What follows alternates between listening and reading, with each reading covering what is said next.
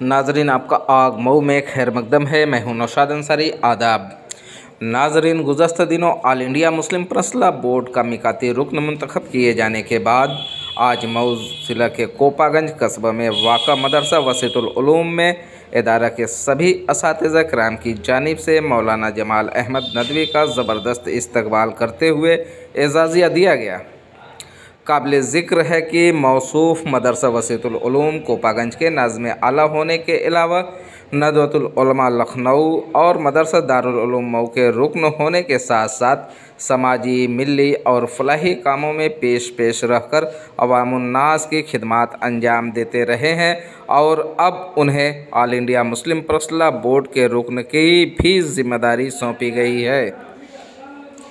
इस दौरान कोपागंज कस्बा के मदरसा वसीतुल उलूम में एक एजाज़ी तकरीब ज़ेर सदारत मौलाना इरशाद अहमद कासमी, प्रिंसिपल मदरसा वसीतुल उलूम कोपागंज मऊ मुनक़िद की गई, जबकि निज़ामत के फ़राइज़ लुत्फ़ुर्रहमान कासमी नदवी ने बहुस्न खूबी अंजाम दिए।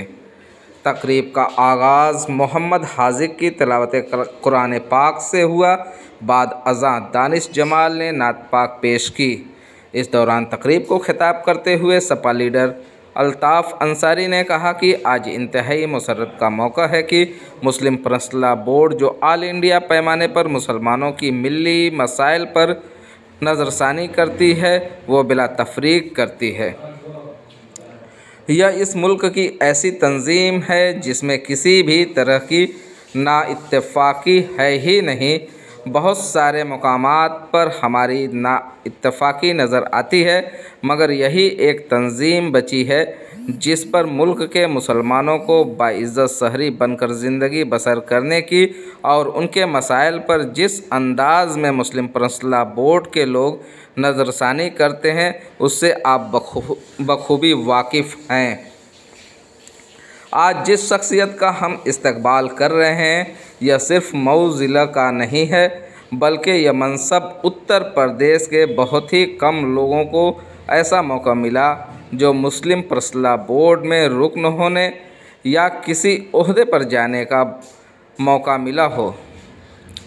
हम कोपागंज और मऊ के बहुत खुशनसीब लोग हैं जो आपकी सरज़मीन में पैदा होकर और आपके इदारे में कस्बे फैज़ हासिल करके इस इदारे से बाहर जाकर एक ताजिर की शनाख्त कायम की और उसके बाद एक बहुत ही बड़े इदारे दारुल उलूम मऊ का रुकन मुंतखब होना और उसके बाद हिंदुस्तान के चंद तालीमी इदारों में से एक नदवतुल उलमा का रुकन मुंतखब होना और उसके बाद अल्लाह रब्बुल इज़्ज़त के फ़ज़्ल व करम से मुस्लिम पर्सनल बोर्ड के रुकन मुंतखब हुए, जिसकी वजह से आज हम सब के लिए खुशी का मुकाम है।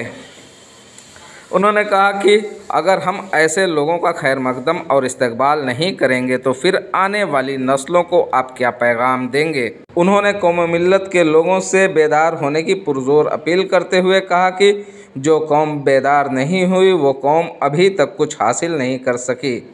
All India Muslim personal board के रुकन मौलाना जमाल अहमद नदवी ने कहा कि हम आप सबके बेहद मशकूर हैं कि आप लोगों की जानिब से मुझ नाचीज़ को एजाज़िया दिया गया है और इस नाचीज़ की इज़्ज़त की और हौसला अफजाई फरमाई। उन्होंने कहा कि आप लोगों की हौसला अफजाई से मेरे अंदर एक एतमाद और हौसला पैदा हुआ है कि जब मुस्लिम पर्सनल बोर्ड ने इस नाचीज़ को रुकन मुंतखब किया है तो इंशाअल्लाह उसके ज़रिए से जो भी खिदमत हो सकती है हम उसमें पेश रहकर करने की कोशिश करेंगे। बस आप हजरात की दुआएं और शफ़क़त व साया चाहिए। इंशाअल्लाह मिलजुल कर काम करेंगे तो काम बहुत आगे बढ़ेगा। उन्होंने मज़ीद कहा कि मुस्लिम पर्सनल बोर्ड का पैगाम ही है इत्तेहाद। मुस्लिम पर्सनल बोर्ड मुसलमानों का मुत्तहिदा प्लेटफॉर्म है जिसमें सभी मसलक के लोगों को यकसा नुमाइंदगी हासिल है। मुसलमानों को जोड़कर चलने की कोशिश हो रही है कि मुसलमान किसी भी कीमत पर मुंतशिर न हो। सभी लोग शरीयत पर अमल करें लेकिन उनमें किसी भी तरह का इंतशार न हो। उन्होंने बार बार इत्तेहाद व इत्तफ़ाक़ पर ज़ोर देते हुए चलने की तरगीब दी। उन्होंने कहा कि आज ज़रूरत है नौजवानों के इस्लाह की, क्योंकि बहुत खराबी पैदा हो गई है मुसलमानों में। मुस्लिम प्रेस बोर्ड की जानिब से इस्लाह मुआशरा की एक तहरीक चल रही है, जिसका उन्वान है समाज सुधार मखलूक तालीम का तज़किरा करते हुए कहा कि आज तालीम का निज़ाम ही तब्दील हो गया है, निसाब तब्दील हो गया है, उसका तरीक़ाकार तब्दील हो गया है और सब कुछ बदल रहा है। आखिर कैसे समाज में सुधार पैदा होगा? इन सब के बावजूद भी हमें अपने मज़हब इस्लाम पर कायम भी रहना है। हम अपना अक़ीदा और मज़हब तर्क नहीं कर सकते। अगर कोई हमसे कहे कि कुरान का एक हर्फ छोड़ दो, तो हम नहीं छोड़ सकते। कुरान पाक का एक एक हर्फ मोजज़े इलाही है, हम उसके एक भी ज़ेरो ज़बर से मुस्तस्ना नहीं हो सकते। हमें भी दीन की तालीमात पर अमल करने की ज़रूरत है और हमको अपने ईमान को बचाने की फ़िक्र करने की ज़रूरत है। हमको जो सलाहियत मिली है, हमें जो माल मिला है और हमें जो ताकत और जो इल्म मिला है, उसको हम अपनी कौम के लिए खर्च करें। उन्होंने मज़ीद कहा कि रुझान हमारा तालीम की तरफ होना चाहिए कि हमारी कौम के लोग कैसे आगे बढ़ेंगे। कोचिंग सेंटर कायम हो, आला से आला तालीम के लिए हमारे नौजवानों की माली मदद करनी हो और उनकी रहनुमाई करनी हो और उनके लिए सेंटर कायम करना हो, तो हम तालीम के लिए पीछे न हटें। सब मिलजुल कर काम करें, इंशाअल्लाह समाज में तब्दीली आएगी। आखिर में मौलाना लुत्फ़ुर्रहमान कासमी ने बहुत ही खुश असलूबी के साथ प्रोग्राम इख्तिताम पजीर होने पर तमाम शुरका का इजहार तशक्कुर पेश किया। आइए नाज़रीन, हम आपको पूरी तफसीलात दिखाते हैं और सुनाते हैं क्या कहते हैं मौलाना जमाल अहमद नदवी और क्या कहते हैं सपा लीडर अल्ताफ़ अंसारी। आग न्यूज़ के लिए मऊ से ब्यूरो रिपोर्ट। हज़रत, आज आपको इस्तकबालिया दिया गया है, कैसा महसूस कर रहे हैं? जबकि आपको all India Muslim press board का मिकाती रुकन मुंतखब करने के बाद पहली बार आपके अपने कस्बे में और आपके अपने मदरसे में इस्तकबालिया दिया गया। हमारे बड़ों की मोहब्बत है, उनकी चाहत है, इन्होंने खुशी का इजहार किया है, हम इनकी खुशी पर अपनी खुशी का इजहार करते हैं। इतना बड़ा मनसब मिला है और जहाँ तक सवाल ये पैदा होता है कि मुसलमानों के अंदर जो नौजवान नस्लें हैं, आजकल आप ज़्यादातर देख रहे हैं कि जो शरिया कानून से लोग जा रहे हैं, शरिया कानून की तनज़्ज़ुली हो रही है, तो उसको कैसे बहाल करेंगे? कोशिश करनी चाहिए, किसी दर्जे में जाकर मायूस होने की ज़रूरत नहीं है कि अब एक इंतहा हो चुकी है, बल्कि बिगाड़ जितना भी पैदा हो उसके इस्लाह का तरीक़ा हमारे शरीयत में बताया गया है।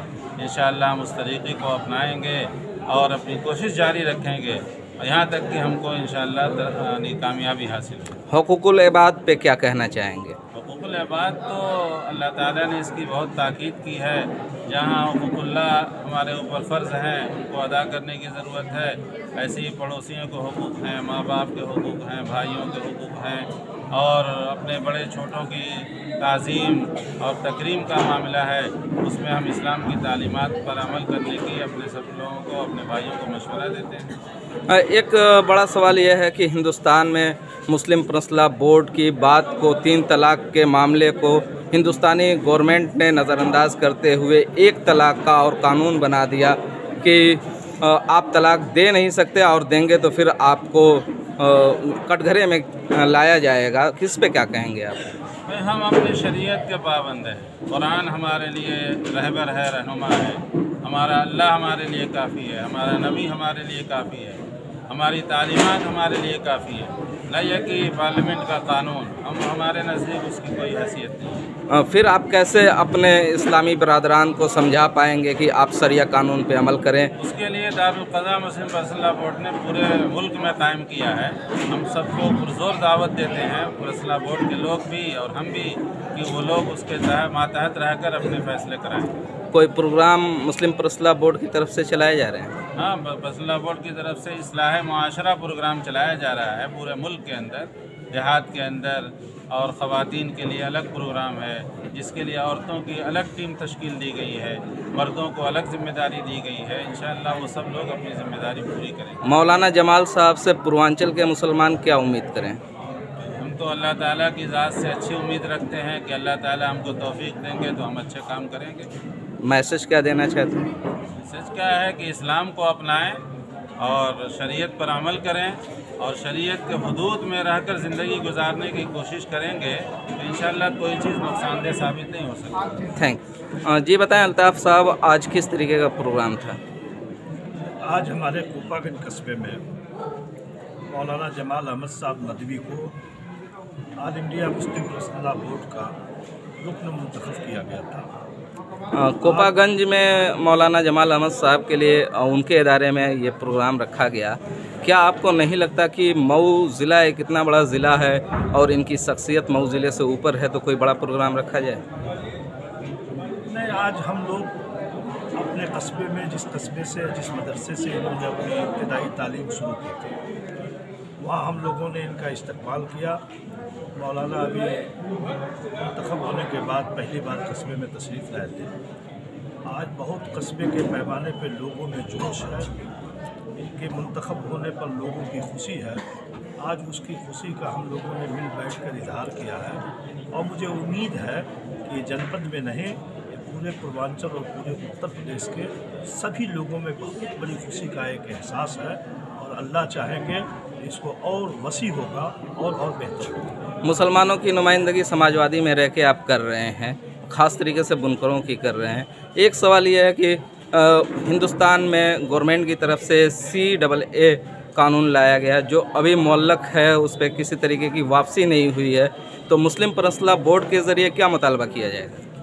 मुस्लिम पर्सनल बोर्ड इस मुल्क का एक ऐसी तंजीम है जो इंसानियत पे नज़र रखती है, हम सब के भाईचारगी पे नज़र रखती है और जो मुल्क के मुसलमानों को और मुल्क के लिए जो बेहतर हो सकता है उस पर उनकी नज़रशानी रहती है।